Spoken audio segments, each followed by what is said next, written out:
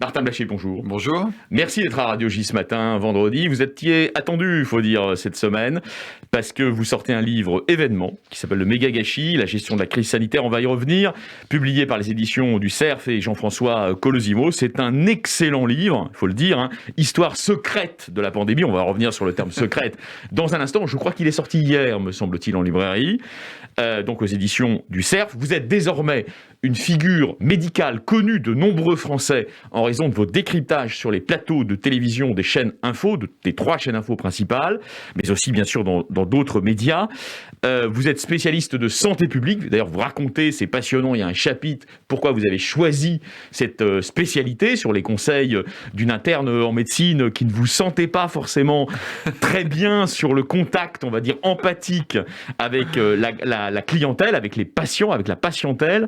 Mais on va commencer tout de suite par le début, puisque votre livre se présente à la fois comme une analyse, un décryptage, mais aussi comme un récit, j'allais dire, subjectif à la première personne de médecins engagés qui essayent de comprendre ce qui nous est collectivement arrivé. Alors aujourd'hui, il y a des discours, on va commencer par ça, si vous voulez. Il y a des discours. Je voyais avant-hier une vidéo du professeur Raoult qui relativise l'importance de la séquence Covid, donc depuis 2 ans maintenant exactement, sur l'augmentation de la mortalité et la diminution de l'espérance de vie dans la société française. Vous, docteur Martin Blachier, vous en pensez quoi ? Non, je pense qu'il ne faut pas relativiser à ce niveau-là. Ouais. Remettre en question ce qui a été fait, oui, c'est un peu ce que j'ai fait effectivement dans ce récit, comme vous le dites. Ouais. Mais ça reste un virus nouveau qui est arrivé, qui a entraîné une surmortalité importante, essentiellement sur l'année 2020 et tout début de l'année 2021. Ce qu'on a appelé les premières vagues. Ce qu'on a appelé les premières vagues. Et donc oui, ça a été beaucoup plus mortel qu'une grippe. Ça a entraîné une surmortalité. Cette surmortalité a concerné une population tout à fait spécifique. C'est ce que je dis également dans le livre. Mais nier le fait qu'il y ait une surmortalité, je pense que c'est pas la bonne manière d'aborder le sujet. Alors, vous avez évolué et vous racontez en détail pourquoi vous avez évolué. Il y a un personnage qui est peu connu du public, derrière votre visage qui commence à l'être, on va dire, considérablement. C'est votre associé dans une société, on va dire privée, d'études justement de santé publique sur la base d'un certain nombre d'études scientifiques, de graphes, de projections mathématiques. C'est le docteur Henri Leleu qui est votre contemporain, quelqu'un de votre génération. Il est très important dans, votre vie professionnelle, mais peut-être même dans votre vie tout court, dont vous êtes des associés. Vous avez essayé de comprendre au cours de cette crise les dynamiques de l'épidémie. Qu'est-ce que vous avez découvert en cheminant avec les Français dans la traversée de ces vagues successives ? Ce que j'ai découvert, c'est ce qu'on peut découvrir sur le système de santé français. C'est partie prenante, c'est chasse gardée un petit peu. Et on voit que loin d'être ce que tout le monde imagine, c'est-à-dire un système où chacun est dévoué à la cause commune, aux patients, en fait c'est un monde à part. Et en fait c'est un monde qui est totalement isolé du reste de la société. Le pouvoir médical a réussi à créer une espèce de coque totalement hermétique et il ne laisse personne en fait en dehors du sérail y rentrer, et c'est ça qu'on a découvert. Alors, au passage, donc, le côté corporatiste. Au passage, d'ailleurs, la vision que vous avez du ministre de la Santé, omnicritiqué, on va dire, jusque par le président de la République, est une vision nuancée, c'est-à-dire que vous lui faites crédit d'une certaine sincérité, ce qui va d'ailleurs à l'encontre de tout un discours médiatique de Véran bashing. Il est sincère, mais suggérez-vous, sur la durée, il s'est un peu trompé. Moi, je pense que Véran... Je résume, mais... Non, je pense qu'Olivier Véran est la caricature de ce que je vous disais juste avant. C'est-à-dire c'est quelqu'un qui est issu de ce monde de la santé corporatiste et qui pense que son job, c'est d'arbitrer entre ces corporatistes. Ce qu'il a fait pendant toute la crise, et c'est ce que j'explique un petit peu, ce que je raconte dans le livre. Mais en fait, il l'a fait comme tous les ministres de la Santé l'ont toujours fait. C'est-à-dire que c'est un homme sans vision. C'est un homme qui ne pilote pas le système pour obtenir la meilleure santé de sa population. C'est alors, Martin Blachier, à cette seule réserve près que j'ai lu vraiment attentivement, il m'a été envoyé par votre éditeur, stylo en main, sur les épreuves non corrigées, le Méga Gâchis, votre nouvel ouvrage. Il y a quand même un point qu'on ne peut pas lui enlever, c'est que c'est la surprise. Non pas la surprise technique, comme disait Raymond Aron de la Première Guerre mondiale, mais la surprise épidémique. Tout le monde, il y a 2 ans, est absolument pris de court, pas qu'en France d'ailleurs, par, disons, la pathogénicité des variants qui circulaient alors. Et personne ne sait exactement comment s'y prendre. Et vous avez raison, il y a une série d'erreurs, notamment sur les masques, qui ont été détruits par Marisol Touraine dans un précédent exercice au ministère de la Santé. Et après tout... Olivier Véran, il fait ce qu'il peut. Il hérite d'une situation dramatique et il fait ce qu'il peut. Ce que tout le monde a perçu chez Olivier Véran, c'est que c'est un homme solide. Absolument. Et c'est ça qui a plu et c'est ça qui a fait qu'il a été relativement populaire pendant la crise. Et en fait, le problème, ce n'est pas Olivier Véran, car Olivier Véran, ce que je vous dis, c'est que c'est un produit d'un système qui a fonctionné d'une certaine manière. Ce qu'il faudrait pourrait dire d'une technostructure, docteur Martin Blachier. C'est au-delà de la technostructure. On fait toujours imaginer que c'est les administratifs qui sont le problème. Pour moi, c'est pas les administratifs qui sont le problème, ce sont bien les corporations. C'est-à-dire que tant que le système de santé sera fait pour rendre service à des corporations en n'écoutant que les corporations, on n'arrivera pas à faire quelque chose qui ait un sens. Dans n'importe quelle organisation, vous êtes au service finalement des gens que vous prenez en charge, c'est-à-dire des patients, c'est-à-dire de la population. Or, c'est pas ce qui se passe et c'est pas ces considérations-là qui sont prises en compte quand des décisions sont discutées au ministère de la Santé ou au-dessus. Alors, nous retrouvons ce matin sur Radio J avec vous, docteur Martin Blachier, votre côté, on va dire, sniper de la médecine, avec des arguments, Il y a des chapitres donc qui sont très narratifs, à la première personne, et alors vous faites un portrait effectivement problématique de la manière dont le conseil scientifique a été nommé et a été composé, surtout. Expliquez-nous tous les problèmes afférents à la composition, par Jean-François Delfraissy, de ce conseil scientifique dont on s'aperçoit, par parenthèse, à vous lire, qu'au fil des mois, au fond, il va piloter avec le président de la République en solo cette crise en squeezant totalement les médecins hospitaliers et spécialistes. Le docteur Jean-François Delfraissy va prendre le pouvoir pendant 1 an en France. C'est exactement ce qui s'est passé avant que le président de la République ne reprenne le pouvoir, décide de reprendre le pouvoir en janvier 2021. Et ce docteur Jean-François Delfraissy s'est autoproclamé, c'est-à-dire que c'est pas quelqu'un qu'on a tous été chercher en lui demandant « vous êtes le sauveur ». Il a considéré qu'il était le seul homme à pouvoir prendre en charge cette crise. Ça, vous êtes sûr, C'est comme ça que ça s'est fait. En tout cas, le conseil scientifique, c'est les sources que j'ai. Et ensuite, il a recruté les gens qui pensaient être les meilleurs, donc comme un film de super-héros, c'est-à-dire un super-héros qui va chercher ses copains super-héros et qui ensuite va émettre un certain nombre de recommandations qui sont faites sur leur opinion, dans des discussions entre eux. Et en fait, le gouvernement va les suivre jusqu'à ce qu'au bout d'un moment, ils décident de décider eux-mêmes ce qu'ils allaient devoir faire quand le conseil scientifique demande un 3e confinement début 2021. Alors, sur la vaccination, vous avez un propos qui est très intéressant. C'est-à-dire que vous montrez une lenteur de la France. Comme vous êtes en relation, on va y venir, avec l'Élysée, via votre ami, le docteur Gérald Kierzek et Brigitte Macron, vous avez su, avant les autres, l'énervement, l'impatience, le trépignement d'Emmanuel Macron sur cette question. Donc nous sommes en décembre 2020. Les raisons profondes, est-ce que c'est uniquement ce que vous écrivez dans le méga gâchis, votre nouvel ouvrage, docteur Martin Blachier, c'est-à-dire le fait qu'il y aurait ces pesanteurs, etc. Est-ce que c'est pas, je me suis demandé en vous lisant, je vous livre très humblement mon avis, je ne suis pas médecin, je ne suis pas spécialiste de santé, est-ce que c'est pas que les autorités françaises voulaient vérifier l'innocuité des vaccins sur la question, au fond très touchy, tabou, des effets secondaires sur un certain nombre de patients ? Je pense que c'est le fait que les gens qui ont été en responsabilité à ce moment-là, Alain Fischer, Olivier Véran, n'avaient pas une vision de santé publique. C'est-à-dire vous ne répondez pas sur la question des effets secondaires. Vous ne croyez pas que le docteur Alain Fischer... Je vous réponds, c'est exactement Alain Fischer, c'est un homme qualifié. Non, mais c'est exactement ce que je suis en train de vous dire. Ils n'avaient pas bien conçu qu'on pouvait sauver des vies à très court terme en vaccinant très rapidement. Et c'est ça qui est important. Quelqu'un qui avait 85 ans, même si vous avez quelques effets secondaires sur le vaccin, si vous ne le vaccinez pas, vous mettez sa vie en danger. Alors, par parenthèse, vous vous êtes rapproché au fur et à mesure d'un discours qui est celui des autorités italiennes, dont on pressent que vous avez peut-être des relations de conseil avec eux, à savoir que c'est inutile, en réalité, d'imposer ou de forcer, comme on l'a fait en France, à une vaccination des moins de 50 sans pathologie associée.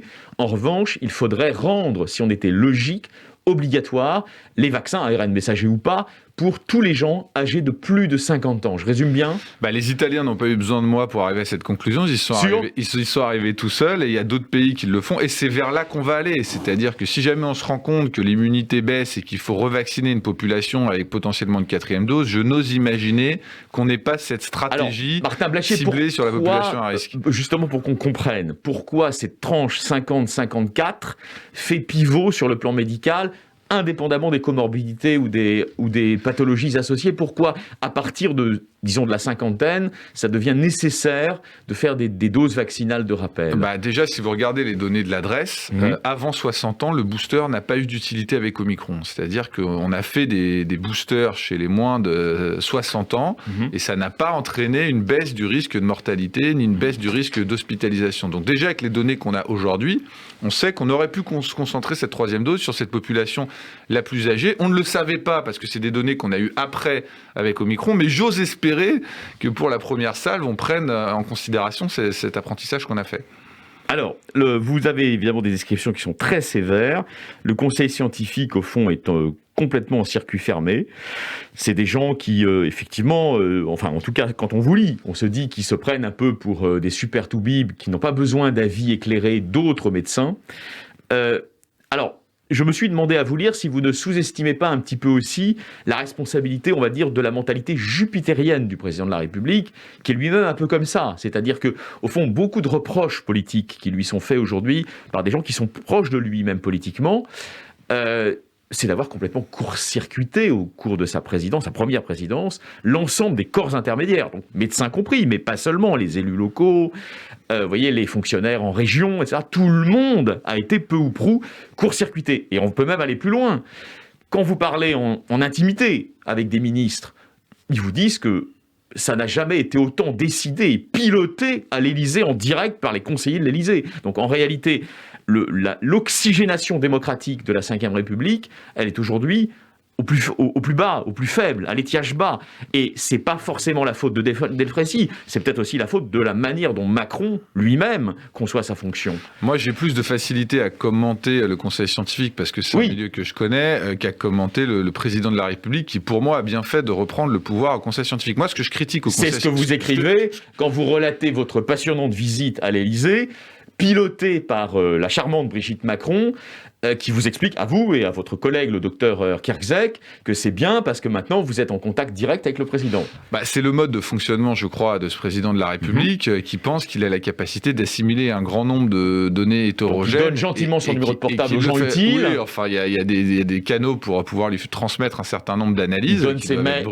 Vous racontez comment vous avez récupéré le mail par un consultant que vous connaissiez. Il y a 2 mails, effectivement, que beaucoup de gens dans Paris possèdent. Et quand on lui envoie, que ça l'intéresse, quand on lui envoie directement sur ce mail, en direct, en court-circuitant le conseiller santé, le ministre, bien sûr, etc., Emmanuel Macron vous répond en direct. Oui, mais c'est aussi... Pourquoi il est un peu obligé de faire ça? C'est parce que vous avez certains corps intermédiaires qui ferment tout. Et c'est ce que j'explique aussi dans le livre. C'est-à-dire qu'en santé, en tout cas, vous avez des chasses gardées.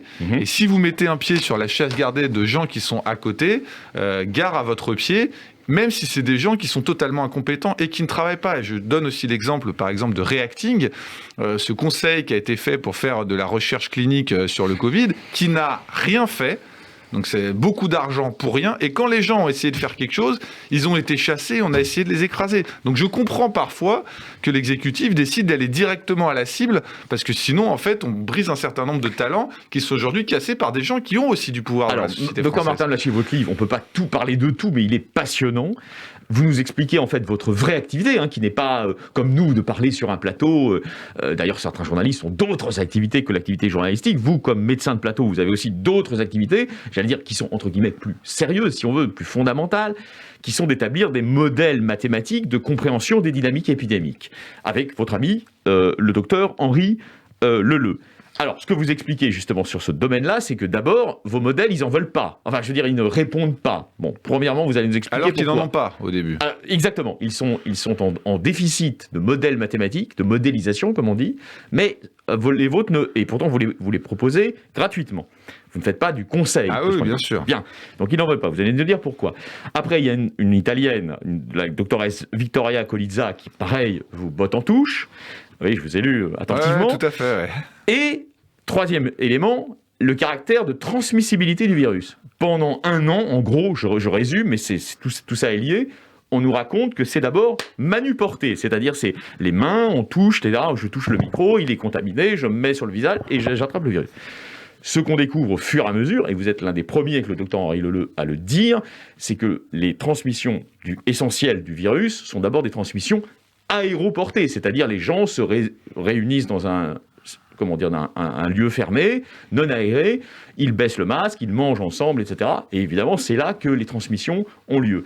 Pourquoi on a mis autant de temps à se rendre compte de ce caractère aéroporté de la transmission du SRAS-CoV-2? Parce que la médecine, comme d'autres sciences, est faite aussi de dogmes. On a l'impression que parce que c'est de la science, on est uniquement sur le rationnel. Non, il y a des dogmes, et c'était un dogme chez les hygiénistes hospitaliers. Et donc, pourquoi ils avaient ce dogme, alors, justement ? Ils avaient ce dogme parce que ça fait 30 ans que leur métier, c'est d'éviter les contaminations de surface, notamment avec le staphylocoque doré, qui pensaient que la grippe se transmettait essentiellement de façon manuportée avec des études qui étaient assez peu solides. Et donc, quand ça fait 30 ans, et c'était le cas du professeur Pittet, donc, que vous ne faites que ça toute la journée, vous n'arrivez pas à penser autrement. Et ces gens-là, au lieu de s'ouvrir quand il y a quelque chose de nouveau qui arrive, leur premier réflexe, qui est un réflexe de mandarin, c'est d'écraser toute personne qui ne serait pas d'accord avec leur dogme qu'ils défendent depuis 30 ans. Encore une fois, c'est des chasses gardées intellectuelles, mais c'est ça aussi qui fait qu'on met énormément de temps à évoluer. Alors, je sais, elle nous pardonnera de l'évoquer, mais c'est vrai, Vittoria Colizza, vous l'évoquez, c'est une doctoresse, un spécialiste d'épidémiologie.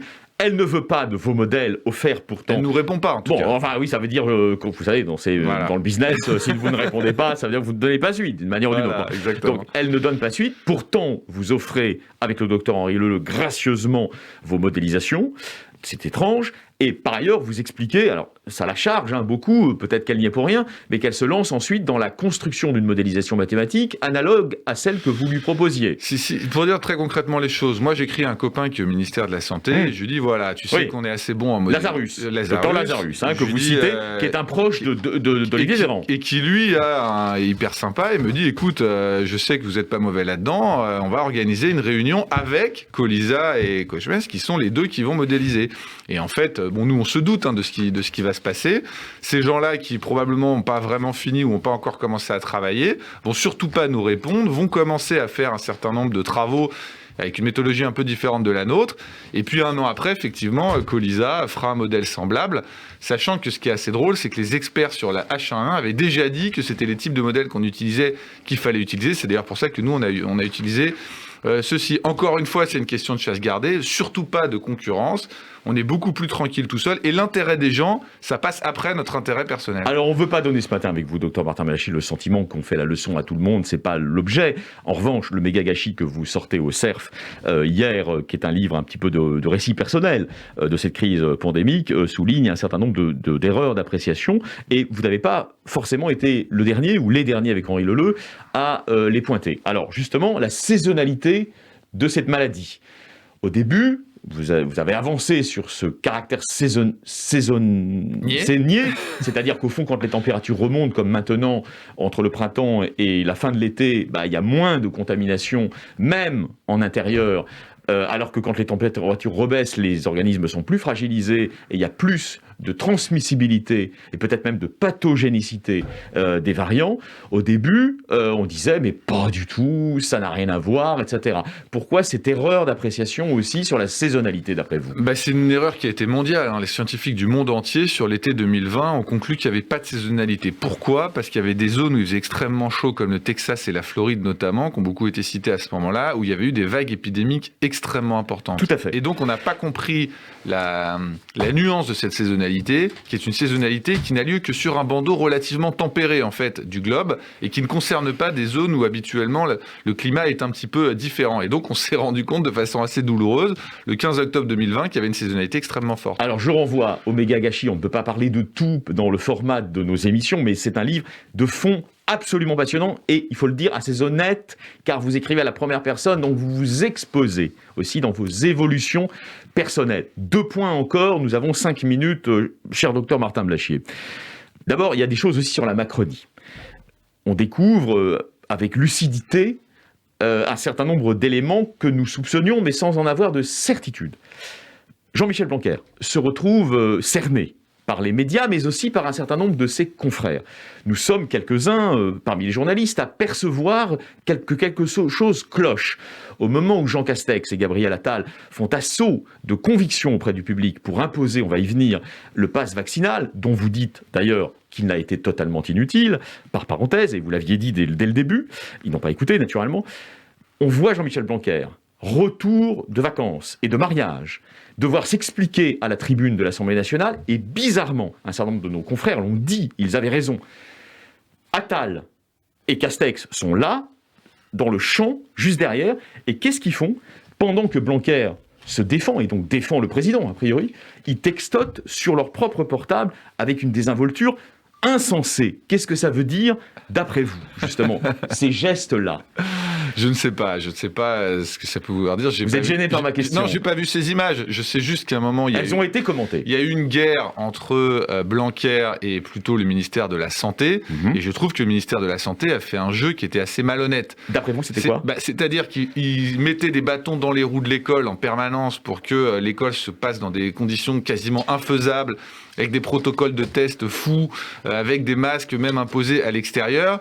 Et de l'autre côté, il chargeait Blanquer, qui visiblement n'était pas assez précis dans ses protocoles. Mais je pense que c'est lui qui était gêné des protocoles qu'il recevait de la santé. Je me rappelle même d'une tribune qui avait été faite par un certain nombre de médecins qui disaient qu'il fallait donner les pleins pouvoirs pour l'école à Olivier Véran. Je pense que Olivier Véran, même s'il est assez solide, à un moment dans cette crise, s'est senti pousser des ailes et a voulu un petit peu prendre la place qui n'était pas sien. On raconte qu'il a même voulu à un moment être Premier ministre. Voilà, je pense qu'il a un peu trop gonflé et que du coup ça s'est fait au détriment de Jean-Michel Blanquer. Les journalistes ne doivent jamais surlire ou surinterpréter des propos. Vous racontez, on ne va pas y revenir, une visite auprès de Brigitte Macron. D'après vous, y a-t-il eu au sein de la Macronie, Brigitte comprise, des dissensions, des dissensus sur l'utilité et voire la nocivité de ce fameux pass vaccinal qui est en train d'être abandonné puisque dimanche c'est fini. Bon, ce qui prouve d'ailleurs qu'ils sont convaincus qu'il n'a servi à pas grand-chose probablement. Mais y a-t-il eu d'après vous des dissensus en décembre, disant est-ce que ça a castagné au sein de la Macronie sur cette affaire de pass vaccinal? C'est-à-dire, on rappelle le principe, c'est d'interdire l'accès de certains lieux fermés, les TGV par exemple, aux personnes qui n'auraient pas fait leurs 3 doses. Non, je suis pas sûr qu'il y ait eu énormément de... J'en sais rien, mais c'est pas ce que j'ai ressenti. Ce que j'ai ressenti, c'est que ça a probablement été poussé par un ministre de la Santé qui était jusque-boutiste sur ces questions-là. Ça, vous le pensez? Et je pense qu'on a dû le regretter. je pense qu'on s'est dit, a posteriori, qu'on n'aurait peut-être pas dû l'écouter cette fois-ci et peut-être dans d'autres cas. On a 1 minute, Martin Blachier, c'est absolument passionnant. Le méga gâchis, édition du Cerf, ça sorti hier, en une minute. Expliquez-nous pourquoi le fait d'interdire l'accès de certains lieux fermés aux personnes qui ne seraient pas à jour de leur carnet de vaccination n'a pas de véritable utilité scientifique et même peut être contre-productif sur les transmissions. Tout simplement parce que le vaccin n'empêche pas la transmission du virus, donc vous faites rentrer des gens vaccinés et ça n'empêche pas la circulation de ce virus. Ce que vous devez faire, c'est que la totalité de la population âgée soit vaccinée, donc vous devez l'y contraindre. Et si on regarde les résultats de ce pass vaccinal, ça a essentiellement contribué à faire vacciner une population très jeune. Et aujourd'hui, on se rend compte que l'immunité naturelle est probablement meilleure sur la transmission que l'immunité vaccinale. Donc finalement, que le virus circule dans la population jeune, c'est pas un mal. Donc ça a pu en plus être un petit peu contre-productif. Donc j'espère bien qu'on va pas continuer avec ce pass vaccinal, qu'on va pas le réactiver. Je suis désolé Martin Blachier, en 10 secondes, ça reprend. Ça y est, le Covid revient là en France? Le Covid ne partira jamais, ça devient une... Non mais je veux dire, ça réaugmente vraiment? Là, ça réaugmente. La question c'est, est-ce qu'il faut se réaffoler ou pas? Je ne pense pas. Je pense qu'il faut continuer sur la trajectoire qui était la nôtre. Il faut vivre avec ce virus et on ne va pas vivre dans ces conditions pendant très longtemps encore. Ça dément la thèse de la saisonnalité? Non, pas du tout. Vous savez, à cette période, on était encore à un niveau très haut l'année dernière. La saisonnalité, ça arrive à partir de début mai.